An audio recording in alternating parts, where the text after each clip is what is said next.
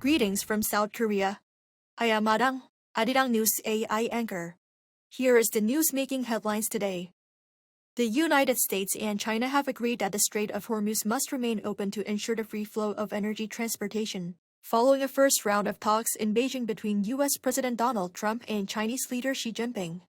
The White House described the talks as good, saying the two sides discussed Iran, trade, and market access, while she also expressed opposition to any militarization of the strategic waterway or efforts to impose transit tolls there. But the summit was also overshadowed by tensions over Taiwan, with Xi warning that mishandling the issue could push U.S.-China relations into an extremely dangerous situation and even lead the two countries to collide or clash. The leaders held roughly 2 hours of closed-door talks before touring Beijing's Temple of Heaven together, with further discussions expected on Friday. Foreign Minister Choi Hyun has condemned attacks on civilian vessels, including the South Korean-operated HMM Namu, asserting that such assaults cannot be justified nor tolerated. Addressing members of the media on this Thursday, he spoke of Seoul's intentions to maintain close coordination with its global partners to ensure freedom of navigation and the safety of Korean ships and crew in the waters of the Middle East. With regard to the attack on the HMM Namu cargo carrier in the Strait of Hormuz, earlier this month that caused an explosion and fire, authorities here have yet to confirm the source of the strike as investigation continues. Korea's chip exports continue their streak of record-breaking monthly scores as AI chip boom continues. According to the Ministry of Science and ICT on Thursday, outbound shipments of ICT products reached $42.71 billion in April. That is a 125.9% surge from the same month last year. Imports rose 33.3% on year to $16.16 billion, resulting in a trade surplus of $26.55 billion, marking the third consecutive month the surplus has exceeded the $20 billion level.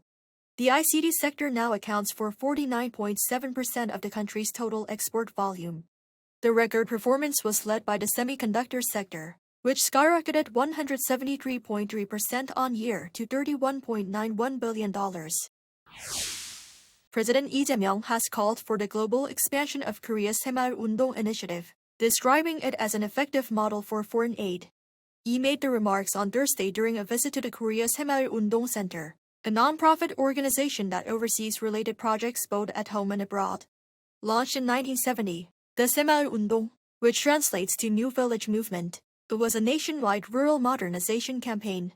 The government provided training and materials, while local residents contributed labor to build infrastructure such as roads and bridges.